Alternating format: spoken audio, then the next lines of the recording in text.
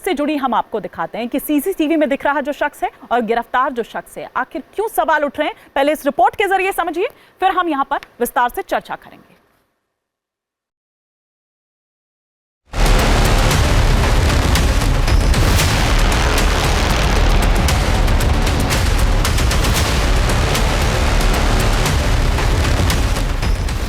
तारीख 16 जनवरी 2025, वक्त रात 2:33, जगह सतगुरु शरण अपार्टमेंट, बांद्रा। यही वो वक्त था जब गमछा पहने और बैग टांगे सैफ का हमलावर तीसरी आंख में कैद हुआ था। उसकी घूरती नजरें इधर उधर देख रही थीं और एक बार तो हमलावर की नजर सीसीटीवी पर भी पड़ी। उसे अच्छी तरह पता चल गया कि उसकी हमाकत पकड़ी गई। बावजूद इसके उसने अपना चेहरा नहीं छिपाया और 3 दिन बाद मुंबई पुलिस का सबसे बड़ा मोस्ट वांटेड छत्तीसगढ़ के दुर्ग में एक ट्रेन से गिरफ्तार होता है और सामने आता है आरोपी का नाम और उसका होलिया। तस्वीर नंबर 1, 16 जनवरी की रात 2:33 की। तस्वीर नंबर 2, 19 जनवरी को गिरफ्त में आए शरीफुल की। क्या दोनों तस्वीरों में दिख रहा चेहरा एक ही है?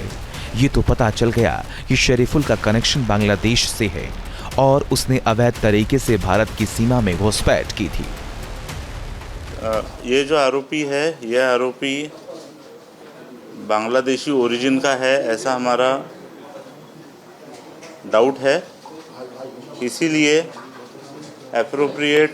इस केस में एप्रोप्रिएट सेक्शंस की वाड़ की गई है और उस हिसाब से आगे का इन्वेस्टिगेशन किया जा रहा है।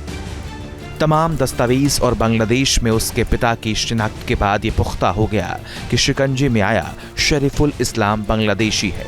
तो क्या यही घुसपैठिया सैफ का हमलावर है? सैफ के वकील ने यह भी दलील दी कि सीसीटीवी में दिख रहे शख्स के हेयर स्टाइल और शरीफुल के हेयर स्टाइल में काफी अंतर है, जबकि पुलिस के सामने शरीफुल ने कबूल किया कि अपनी पहचान छिपाने के लिए अपने बाल कटवा लिए थे और अपना हुलिया बदल लिया था। पुलिस ने वर्ली कोलीवाड़ा के उस सैलून के मालिक से पूछताछ भी की, फिर तो hair style same to same होने का सवाल ही नहीं पैदा होता। सैफ के वकील का दावा है कि सीसीटीवी में दिख रहे शख्स और शरीफुल की उम्र में काफी अंतर दिखता है। दोनों की आंखें अलग अलग हैं, दोनों के चेहरे की बनावट में काफी फर्क है। थोड़ा बहुत फेमिलियर फेस है, आप देखोगे उनके हेयर स्टाइल के और उनके एज के हिसाब से। जो फुटेज में जो पहला लड़का है, जो मेन फुटेज में, वो काफ़ी यंग है और उनके जो बॉडी लैंग्वेज है उसकी काफ़ी पतली है, फेयर है। उसके आँखों का स्ट्रक्चर और उसके फेस जॉ लाइंस काफ़ी अलग है, तो काफ़ी चीज़ें इनसे मैच नहीं है। इससे पहले दिल्ली की एक फॉरेंसिक लैब ने भी कुछ ऐसा ही दावा किया था। ब्रिलियंट फॉरेंसिक लैब ने दोनों चेहरों का मिलान किया था और इस मिलान के बाद इस नतीजे पर पहुंचे कि सीसीटीवी में दिख रहे शख्स और शरीफुल दोनों ही अलग अलग व्यक्ति हैं। शरीफुल का माथा लंबा और चौड़ा है, सीसीटीवी में दिख रहे हमलावर का माथा छोटा और चौड़ा है। शरीफुल की आंखें बड़ी हैं, सीसीटीवी में दिख रहे हमलावर की आंखें गोल हैं। शरीफुल के आईब्रो के बीच कम अंतर है, सीसीटीवी में दिख रहे हमलावर की आईब्रो के बीच की दूरी ज्यादा है। शरीफुल की नाक चौड़ी है, सीसीटीवी में दिख रहे शख्स की नाक नुकीली है। पुलिस ने जो आरोपी को पकड़ा वो ये भी हो सकता है कि वो जो मेन एक्यूज के साथ कोई को एक्यूज भी हो सकता है, जो हो सकता है किसी दूसरे सीसीटीवी फुटेज में पुलिस को मिला हो, जो हो सकता है वो मेन एक्यूज का वेट कर रहा हो या उसके लिए गाड़ी में बैठा हो या इस तरीके की कोई चीज़ हो सकती है। तो मैं ये नहीं कह रहा हूँ कि वो एक्यूज नहीं है, बट जो सीसीटीवी फुटेज में मिला है, जो सैफ अली खान के घर से उतरते हुए रेलिंग को टच करते हुए जो निकल रहा है, तो उससे उसका चेहरा नहीं मैच हो रहा है। उधर बांग्लादेश में रह रही शरीफुल के पिता रूहुल अमीन फकीर ने भी ऐसा ही दावा किया। रूहुल अमीन का कहना है कि सीसीटीवी में दिख रहा शख्स उनका बेटा शरीफुल नहीं है। ऐसे में सवाल उठता है कि शरीफुल के चेहरे को लेकर आखिर सवाल क्यों उठ रहे हैं? क्या जानबूझकर इस मामले को उलझाने की कोशिश की जा रही है या फिर दावों में दम है? क्या सच में दोनों चेहरे अलग अलग हैं? क्या शरीफुल सैफ का हमलावर नहीं है? वैसे तो ये दावे प्राथमिक तौर पर हैं, क्योंकि अगर ऐसा होता तो आरोपी शरीफुल ने अब तक इस केस में जो क्लू दिए हैं वो सबूतों के पैरामीटर पर पुलिस के लिए काफी हैं। क्योंकि शरीफुल ने न सिर्फ अपना गुनाह कबूल किया, बल्कि उसने 16 तारीख से लेकर 19 तारीख तक का पूरा लेखा जोखा भी पुलिस के सामने रखा है। शरीफुल ने पुलिस को बताया कि सैफ के घर में वो कैसे दाखिल हुआ था, फिर सीढ़ियों के जरिए वो कैसे सैफ के घर के अंदर पहुंचा था, घर के अंदर उसका सामना सबसे पहले किससे हुआ था, सैफ पर उसने किस तरह से हमला किया था, हमले के बाद वो वहां से कैसे भागा था, सैफ के घर से निकलने के बाद वो कहां गया था, पुलिस से बचने के लिए अपना हुलिया कैसे बदला था। इतना ही नहीं, हमलावर शरीफुल ने पुलिस के सामने ये भी कबूल कर लिया कि उसने चाकू का तीसरा टुकड़ा कहां फेंका था। बुधवार की शाम उसकी निशानदेही पर चाकू के तीसरे हिस्से को भी बरामद कर लिया गया। इसके अलावा शरीफुल के ठिकाने से उस टोपी को बरामद कर लिया गया जिसे लगाकर वो सैफ के घर के अंदर दाखिल हुआ था। और तो और कोर्ट में पेशी के दौरान भी अपने वकील को ये बताने में नाकाम रहा कि वो गुनहगार नहीं है। कोर्ट में आप आरोपी से मिले थे, मोहम्मद से मिले थे, तभी क्या बताया उसे? बताया, डरा हुआ था काफ़ी, बताया उन्होंने कुछ ज़्यादा कुछ बता नहीं पा रहा था, रो रहा था काफ़ी चीज़ें। आपने तो पूछा होगा कि आप उस वक्त थे या नहीं थे, तो उस वक्त क्या बताया? मैंने पूछा है, लेकिन वो उसने वैसा जवाब कुछ दिया नहीं पॉजिटिव कि वैसा वो था या। जबकि मुंबई पुलिस पूरे एहतियात के साथ इस केस को अंजाम तक पहुंचाने में जुटी है। पुलिस इस मामले में फूंक फूंक कर कदम रख रही है ताकि कोई सबूत छूट न जाए और आरोपी बच न पाए। आरोपी की पहचान के लिए सिर्फ चेहरा ही काफ़ी नहीं, बल्कि पुलिस के पास और भी कई बड़े सबूत हैं जो ये साबित करने के लिए काफ़ी हैं कि सीसीटीवी में दिख रहे शख्स और शरीफुल एक ही हैं। मसलन सैफ के घर से बरामद 19 फिंगरप्रिंट, अलग अलग सीसीटीवी में कैद आरोपी, हमले के लिए इस्तेमाल चाकू के 3 टुकड़े, शरीफुल का सैफ पर हमले का कबूलनामा, शरीफुल का वो बैग जिसे लेकर सैफ के घर पहुंचा था, सैफ अली खान का बयान, सैफ अली की नर्स एलियामा का बयान। बांग्लादेशी शरीफुल छटा हुआ बदमाश है। बांग्लादेश में भी उसके खिलाफ कई आपराधिक मामले दर्ज हैं। तो क्या उसने सैफ पर हमला किया? इस थ्योरी में अभी भी कई मोड़ बाकी हैं। मुंबई से विलास ठावले और पंकज मिश्रा के साथ टीम न्यूज़ नेशन।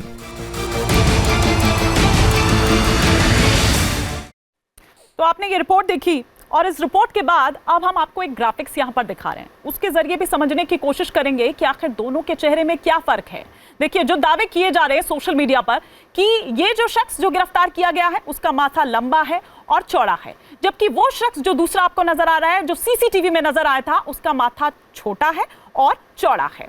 तो आंखें उसकी बड़ी है जो गिरफ्तार किया गया है, लेकिन वहीं जो सीसीटीवी में नजर आ रहा शख्स है उसकी आंखें गोल हैं, आईब्रो का कम अंतर है। अब देखिए, सोशल मीडिया पर भी इस तरह की चर्चा हो रही है। वो गिरफ्तार जो शरीफुल है उसकी नाक चौड़ी है, जबकि उसकी नाक नुकीली है जो शख्स सीसीटीवी में नजर आ रहा है।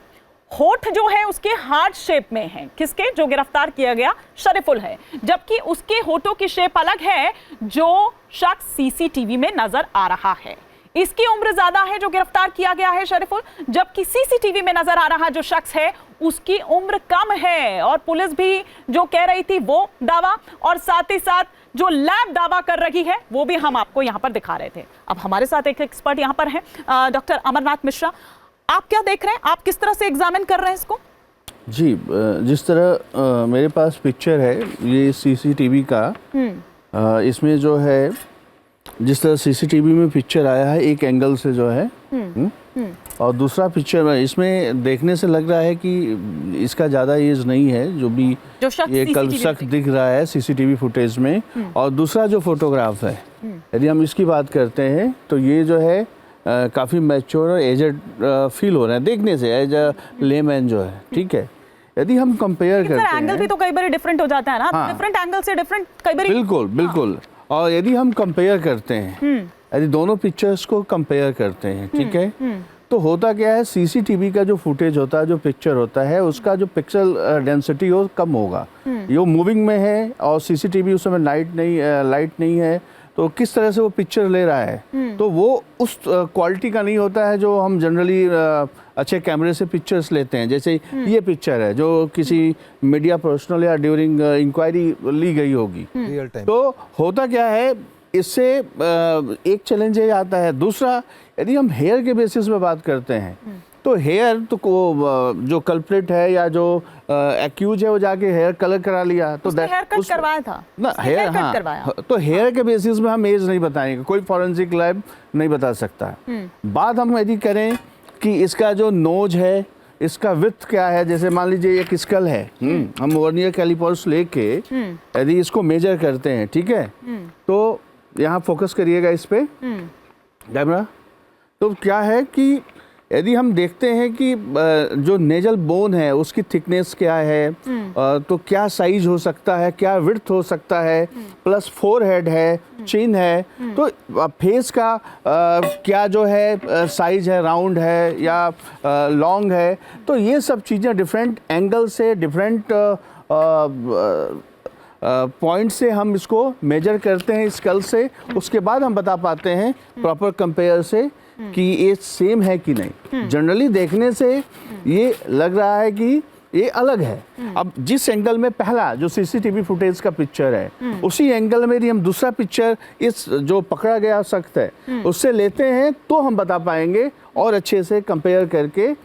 तो ईच एंड एवरी पॉइंट को हमें, जैसे फोरहेड हो गया, आर्बिट हो गया, आई साइज हो गया, नेजल बोन है या नेजल का जो नाक का जो है लेंथ है, विड्थ है, मैं चाहूंगी देखिए यहाँ हमने एलईडी पे भी अपनी स्क्रीन पर भी काट दिया। अगर आप यहाँ पर दिखा पाए, आप रेजोल्यूशन की बात कर रहे थे, आप डेंसिटी की बात यहाँ पर कर रहे थे कि ठीक है उसकी पिक्चर क्वालिटी उस तरह की नहीं होगी, लेकिन फॉर्मेशन तो चेंज नहीं होगा ना। बिल्कुल, फॉर्मेशन तो चेंज नहीं होगा। एक बार अगर आप बता पाए तो थोड़ा मैं इस तरफ आ जाती हूँ, आप बता दीजिए।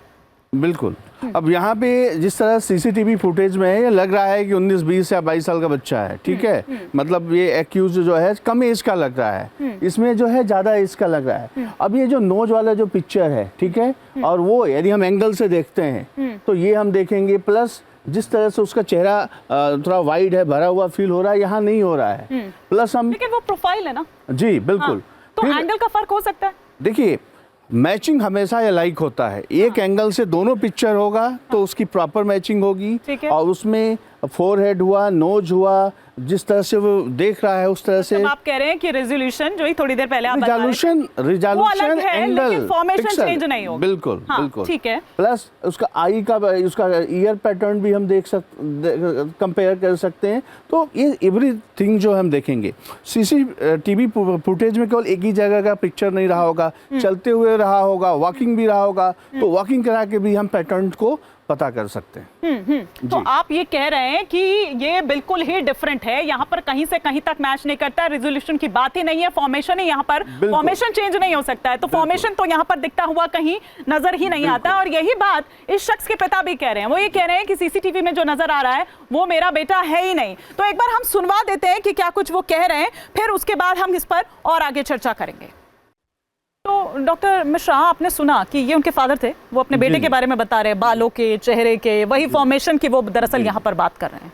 जी देखिए, उसमें हम जब फॉर्मेशन की बात करेंगे तो बालों का जो तरीका है वो तो चेंज हो सकता है, वो पैटर्न जो है चेंज हो सकता है। किसी की नाई की दुकान पे जो है कि हेयर कलर चेंज कर सकते हैं, उसका स्टाइल चेंज कर सकते हैं, लेकिन जो चेहरे का फॉर्मेशन है, शेप है और जो साइज है, ठीक है, जो थिकनेस है, वो नहीं चेंज हो पाएगा 5 दिन के अंदर जो है, ठीक है। तो जैसे मान लीजिए फोरहेड हो गया, हम नेजल मोल्ड की बात करें या चिन एरिया की बात करें, तो ये सब चीज़ें जो है जनरली क्या है, ये लाइव केस है तो हम स्केल लेके आए हैं, लेकिन जो हम मैचिंग करेंगे ये जो साइज की बात कर रहे हैं ना, मैं चाहूंगी स्केल भी आपने रखा हुआ है, थोड़ा इसका भी हम इस्तेमाल करते हैं और इसको भी आप इसमें हम ये जब हम, क्योंकि दोनों फोटोग्राफ्स हमारे पास अवेलेबल हैं, तो स्कल्स तो जनरली हम स्केलेटन रिमेन्स में कंपेयर करते हैं सुपर इम्पोजिशंस के लिए। तो ऑलरेडी जब हमारे पास फोटो है तो फोटो को हम डिफरेंट एंगल्स में जो है मैच करेंगे और उसको जो है स्केल से, वहाँ वर्नियर कैलिपर्स नहीं, हम स्केल यूज करेंगे, क्या थिकनेस है, क्योंकि हम 2D हमारे पास है, ये 3 डायमेंशनल और कैसे मेजर करेंगे एक बार? मेजर अब क्या है, इसको और जो है क्लोज अप करके कंप्यूटर में जो है नोज को जो है दोनों साइड, जॉ लाइन हो उसकी, जॉ लाइन, आंख है, फोरहेड है, चिन साइज है, तो ये सब चीजें बड़े शेप में करके, बड़े साइज में करके हम जो है मेजर करेंगे, पूरा computerise, and each and everything we can find easily. जी ठीक है, तो अब हमने मेडिकल एक्सपेक्ट पे भी बात कर ली, हमने फॉरेंसिक एक्सपर्ट से भी समझ लिया। अब थोड़ा हम चाहेंगे कि जिन पर सवाल उठ रहे हैं, जिनकी थ्योरी पर सवाल उठ रहे हैं, हमने डॉक्टर मिश्रा का भी यहाँ पर रुक जाना, नागेश मिश्रा हमारे साथ वकील जुड़े हुए हैं। लेकिन वेद सर, क्या कुछ तो गड़बड़ है? दया नायक इसकी वो भी कर रहे हैं जांच भी कर रहे हैं, लेकिन कुछ गड़बड़ यहाँ पर है जो शुरू से नजर आ रही है। पुलिस की थ्योरी पर ये सवाल उठ रहे हैं कि 72 घंटे उसको लग जाते हैं ये, और जिस तरह से हमारे साथ फॉरेंसिक एक्सपर्ट हैं वो सवाल उठा रहे हैं, तो अगर मैं कहूं कि सीसीटीवी के बिना पर भी नहीं, लेकिन और बहुत सारी चीजें होती होंगी ना सर, फुटप्रिंट्स, हैंडप्रिंट्स, तमाम चीजें और भी जो टूल्स हैं आप बताएं तो बेहतर है। देखिए हिमानी, रियल लाइफ और रियल लाइफ अलग होती है। अब वो फिल्म के हीरो हैं, वो तमाम जो फिल्म इंडस्ट्री मुंबई तरह तरह की बातें निकल कर आ रही हैं जिन पर हंसी भी आते हैं, लोग क्यास लगा रहे हैं, आइडियाज लगा रहे हैं। Investigation is a very sensitive issue और आज के टाइम में चूंकि तमाम चीजें साइंटिफिक हैं, कोर्ट के अंदर बियॉन्ड डाउट प्रूव करना पड़ेगा कि यही वही शक है। अभी आप चला रही थी कि बांग्लादेश से उनके पिताजी बोल रहे थे कि वो मेरा लड़का नहीं है। आपको याद होगा जो कसाब था उसके माता पिता, क्या सरकार ने मना कर दिया, पाकिस्तान सरकार ने, कि पाकिस्तानी है ही नहीं। तो किसी भी हद तक ये इन्वेस्टिगेशन जा सकती है, इसलिए ये बड़ा डेलिकेट टाइम है। इन्वेस्टिगेशन अभी शुरुआती स्टेज पर है, अभी बहुत सारी चीजें आनी है। हो सकता है इसके साथ अब इसका मेंटल टेस्ट होना है, मेडिकल एग्जामिनेशन होना है एक्यूज का। अभी जो सवाल पैदा किए जा रहे हैं कि मोटिव क्या था, हो सकता है उसका मोटिव कुछ बड़ा एब्सर्ड टाइप का निकल के आए। वो कहते हैं ना खोदा पहाड़ निकली चुहिया, उसका मेंटल स्टेज ही कुछ ऐसा था कि मुझे इसको निपटाना है। बहुत सारे सोशल मीडिया में कि तैमूर क्यों नाम रख दिया, तैमूर ने तो 1 लाख हिंदुओं को मारा और 15 दिन बाद समरकंद भाग गया, इसलिए ये भी एक मोटिव हो सकता है। बहुत सारे मोटिव हो सकते हैं। ज्वेलरी पड़ी हुई थी और करोड़ों की ज्वेलरी उठाकर नहीं ले गया, ऐसे ही भाग गया, नंगे पैर आया, जूते पहन के गया, शर्ट चेंज कर ली, किसी ने बाहर से दरवाजा बंद कर लिया, रैकी करी होगी। ये तमाम जो चीजें हैं, ये तमाम चीजें इन्वेस्टिगेशन को एक तरह से भ्रमित करती हैं। भ्रमित तो नहीं करती, इन्वेस्टिगेटिंग ऑफिसर बड़े समझदार और मैच्योर्ड होते हैं। साइंटिफिक इन्वेस्टिगेशन उनकी जिंदगी का अपना एक एक्सपीरियंस होता है और दूसरे बड़े बड़े एक्सपर्ट्स पुलिस को मदद करते हैं। और खासतौर से इस तरह के मामलों में बाहर के एक्सपर्ट से भी, फॉरेन एक्सपर्ट से भी हम ओपिनियन ले सकते हैं। हमने ली भी है, निर्भया केस के अंदर हमने ओपिनियन ली है। से शुरू करूं क्योंकि जब ये हमला होता है, देखिए चाहे वो बयान दर्ज करने से लेकर हो, 72 घंटे लग जाने से लेकर हो, फिर अचानक से वो वहीं मिलता है आसपास तालाब में, झाड़ियों में जाकर। सर अगर कोई मुजरिम है तो वो इस तरह से जाकर किसी झाड़ी के पीछे, किसी तालाब के पास जाकर इस तरह से छिप जाएगा, या जाहिर सी बात है कि उन्होंने वो लोकेशन वो ट्रेस करने की कोशिश की होगी। ये तमाम चीजें हैं, सिर्फ सीसीटीवी के बिना पे मैं नहीं कह रही हूँ, या जो बांग्लादेशी कनेक्शन आप बता रहे हैं वो भी एक बड़ा और वैलिड पॉइंट है।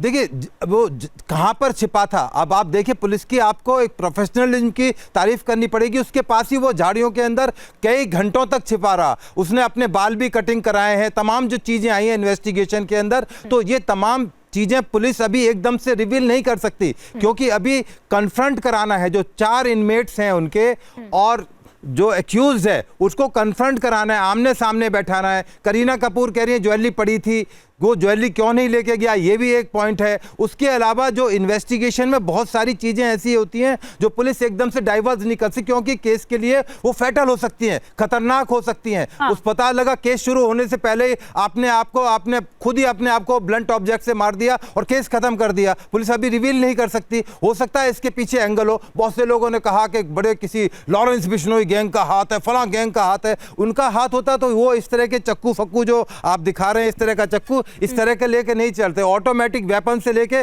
सीधा शूट आउट कर देते हैं, जिससे सीधे मूसेवाला के केस के अंदर हुआ। और एक बड़े जो पॉलिटिशियन है उनका वहां पर हशर हुआ, उनके जो उसमें गलॉग और तमाम तरह की पिस्टल। तो सामने नहीं आ पा रहा मोटिव मैं बता रहा हूं ना, अभी मेंटल स्टेट उसका पता नहीं है, वो क्यों है। अभी उसका डॉक्टर्स उसका एग्जामिनेशन करेंगे माइंड का कि उसके माइंड में क्या था, उसका पॉलीग्राफ टेस्ट होना है। तो अभी थोड़ा इंतजार करें, इन्वेस्टिगेशन अभी बहुत ही प्रीमेच्योर स्टेज में है। मैं तो कहता हूं अभी एक्सपर्ट्स की ओपिनियन आनी है, बहुत सारी चीजें आनी है। उसके अंदर अदालत भी इन्वॉल्व है, अदालत के अंदर स्टेटमेंट रिकॉर्ड होंगे। वो पब्लिक डोमेन में तो नहीं आ सकते कि तमाम फाइल निकालकर सोशल मीडिया को दे दें कि ये इन्वेस्टिगेशन हो रही है। तो let us wait for the investigation. तमाम चीजें बिल्कुल क्लियर आएंगी, क्योंकि ये ऐसा कंसीलमेंट वाला मामला नहीं, अदालत में जाएगा, तमाम चार्जशीट जाएंगी, तमाम पब्लिक डोमेन में होंगी। ठीक है, लेकिन सर जो आरोपी शरीफुल के वकील हैं संदीप शेरखाने, उन्होंने भी न्यूज नेशन के साथ बात की है, क्योंकि आपने अदालत की यहां पर बात बात की, तो अब वकील यहाँ पर क्या कुछ कह रहे हैं, वो बातचीत में क्या दावा कर रहे हैं, पहले ये हम सुनवाते हैं।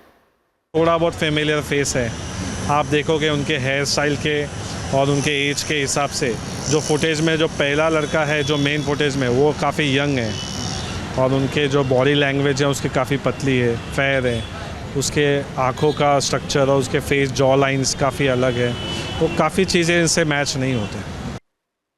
नागेश मिश्रा जी, मैं बेसिक आपसे सवाल और बहुत ही एक लेमैन की तरह यहां पर आपसे जानना चाह रही हूं कि अगर किसी के भी घर पर हमला होता है, सैफ अली खान वो तो सेलिब्रिटी हैं, किसी भी के भी घर पर हमला होता है तो वो सीधा खुद ही पहुंच जाते हैं अस्पताल या फिर पुलिस को कॉल करेंगे, या ये बेसिक है जो मैं यहां पर बात कर रही हूं, या कोई भी ऐसा नहीं था कि उनके घर पर उस वक्त रहा हो, इतने सारी सिक्योरिटी होती है, इतने सारे स्टाफ के साथ वो एकदम बिल्कुल साथ में होते हैं, लेकिन उस वक्त वहां पर कोई नहीं होता है। कोई कहता है कि तैमूर के साथ पहुंचते हैं, कोई कहता है इब्राहिम उनको लेकर गए, कोई कहता है कि आसिफ जैदी उनको लेकर वहां पर पहुंचते हैं। ये क्या आप देख रहे हैं, ये इतने झोल, इतने लूप होल्स? देखिए, इन बातों को, जो बाहर की जो बात की बातें हैं ना, इन बातों को छोड़ दीजिए, पहले मुख्य मुद्दे पे आइए। मुख्य मुद्दा क्या है कि पहले हमें ये सर्टेन करना है कि वो एक्चुअली वो सेम एक्यूज है या नहीं है। जैसे कि एडवोकेट संदीप जी ने बोला, उनकी बात से मैं एकदम सहमत हूँ मैं कि उसका फेस नहीं मिल रहा। फर्स्ट ऑफ ऑल उनके फादर का स्टेटमेंट पहले आया था सबसे पहले कि पुलिस ने ये बताया था कि फादर ने एडमिट क्या किया, सी इज माई सन, एग्री किया। बाद में उनके फादर बोल रहे हैं कि वो नहीं है। तीसरी बात महत्व की बात यह है कि यदि वो लड़का नहीं है तो उनका एक्चुअल जो लड़का वो कहाँ पे है, या पुलिस ने खोजने की कोशिश की? नहीं की। लेकिन आरोपी ने डिस्क्लोज किया, उसने इंट्रोगेशन में डिस्क्लोज किया है कि I am the same accuse करना। एक देखिए, मैं हमारी बात पूरी सुनी जाए, फिर आप वो जो भी प्रश्न बोल सकते हैं। मेरा ये बोला कि यदि कोई आरोपी अपना गुनाह कबूल कर लेता है और बाकी कोरोबरेटिव एविडेंस नहीं मिलते हैं तो वो उस बात की कोई अहमियत नहीं है। एक पुलिस स्टेशन के अंदर पुलिस ऑफिसर आईओ के सामने गुनाह कबूल कर लेना, ये लाजिमी नहीं कि कोर्ट के सामने वो कबूल करेगा। कोर्ट के सामने उसको पूरा वो अपना उस बात को डिनाई भी कर सकता है, जो कि नॉर्मली सा होता है। आप उस बात को लेकर चलें, पहले आप ये सर्टेन करिए कि मुंबई पुलिस को ये सर्टेन करना चाहिए। पहली बात मैं क्लियर कर देना चाहता हूँ कि मैं पुलिस के ऊपर कोई आक्षेप नहीं लगा रहा हूँ। मैं यहाँ पे एक इन्वेस्टिगेशन के जो फॉल्ट है, जो आपने भी जो सामने रखा, उस बात में कह रहा हूँ मैं। आज वो एक लड़का जिसको भी एज का डिफरेंस तमाम जो भी हमारे एडवोकेट सब संदीप जी ने बोला करेक्ट है। मैं इस बात में, जैसे उसका फॉर्मेशन तो चेंज नहीं हो सकता, सीसीटीवी से आपका उसका रेजोल्यूशन पुअर आ सकता है, बट फॉर्मेशन चेंज नहीं हो सकता। ये बात जब हमें आपको समझ में आ रही तो पुलिस की बात समझ में क्यों नहीं आ रही? एक प्रश्न, नंबर एक बात। दूसरी बात, ये बात आगे की बातें बाद में आती है कि उसने मोटिव क्या था। मोटिव पे मैं भी आ रहा हूँ मैं, अगर आप मेरी बात सुने ध्यान से। अभी जैसे सर ने पहले बोला कि उसने बाल कटा लिए होंगे, ये क्या होगा वो क्या होगा। रात का वक्त था, सारी दुकानें बंद थी और उसके बाद वो बात वहाँ से गायब हो जाता है। वो क्या बाल कटवा के कहीं बाहर बैठ के, यदि उसने बाल कटवाए तो उस कौन से सैलून कहाँ है, वो नाई की दुकान कौन सी, कहाँ से किसने काटा है, पुलिस के पास इस बातों का सबूत आज तक उनके पास इन्फॉर्मेशन क्यों नहीं है। तीसरी बात तो मोटिव पे आई है। भाई सर ने बोला कि वो बिश्नोई गैंग को कोई ऐसा बोल रहा है वैसा बोल रहा है। मैं बोल रहा हूँ यहाँ पे बोल रहा हूँ, मैं स्पष्ट ब्लंटली बोल रहा हूँ। नंबर एक बात, आप पूरे बैकग्राउंड को देखते जाइए। पहली बात क्या है कि सर से फर्स्ट ऑफ ऑल चोरी नहीं है, ये सिरे से खारिज हो चुका है। चोरी का, जैसे करीना जी ने कहा कि वहाँ पे ज्वेलरीज पड़े हुए थे, नहीं लेके गया। एक आदमी वहाँ से पर्पजली 12 माला 6 माला तक पहले डक से जाता है, फिर नीचे आता है, 6ठे माले पे उसका फोटो कैप्चर होता है, फिर ऊपर जाता है, फिर 10वें माले से अंदर जाता है, उनके डक से जाके एंट्री करता है घर में। अब घर में एंट्री करता है, क्या ऐसा उम्मीद किया जा सकता है कि मुंबई पुलिस में सैफ अली खान साहब के घर में ऐसा कोई एक्सेस था कि वो आराम से गया, बाथरूम के दरवाजे से घुस गया? मैं तो आज तक किसी के बाथरूम ऐसा नहीं देखा कि आप आराम से कोई आगे घुस सकता है। हर जगह जाली लगे होते हैं, हर जगह सिक्योरिटी हर जगह लगे रहते हैं। ये डाइजेस्ट होता है कि बड़ा इजीली, मतलब उसको पता है कि ये टूटा हुआ है, तो मतलब इस हद तक उसका इन्वॉल्वमेंट रहा होगा। या कोई इनमेट्स हैं, उसके अंदर के लोग हैं जो सारी इंफॉर्मेशन पास कर रहे हैं। तो अभी इन्वेस्टिगेशन में उन इनमेट्स को भी इंट्रोगेट किया जाएगा, कन्फ्रंट कराया जाएगा, कंट्राडिक्शन पैदा होंगी, उनको रिमूव किया जाएगा। यही तो इन्वेस्टिगेशन होती है, इसी का काम मुंबई पुलिस कर रही है। इस बात से मैं सहमत हूं, इससे सहमत हूं मैं। लेकिन मेरा फंडामेंटल बात क्या है? फंडामेंटल बात की वो टूटा था कि तोड़ दिया गया था, उसकी एंट्री एक्सेस बनाई गई थी या बन गई थी, दो बातें हैं। ये भी इन्वेस्टिगेशन का पार्ट है, along with statement of other parties who might be involved with commission of offense. Now, अब आप एक बताइए, दूसरी एक बात ये होगी, थर्ड बात जिसमें मैं मोटिव पे आ रहा हूं, मोटिव पे ध्यान दीजिएगा। बिल्कुल, ये मोटिव जो आप कह रहे हैं, क्योंकि इस पर अच्छा विस्तार से बात करेंगे, थोड़ा मेरे पास भी सर समय की मजबूरी आप भी समझ सकते हैं। एक ब्रेक के लिए मैं रुकती हूं और ब्रेक के बाद हम बात करेंगे इसी मोटिव की, क्योंकि यही तो मेन है। मोटिव पता चलेगा तब उसके बाद पता चलेगा कि भाई क्यों आखिर मारा था। जब तक मोटिव नहीं पता चलेगा तब तक वो जो कड़ियां हैं वो जुड़ती हुई या फिर तह तक आप नहीं पहुंच सकते हैं। तो एक छोटा सा ब्रेक के बाद हम बात करेंगे इसी मोटिव पर।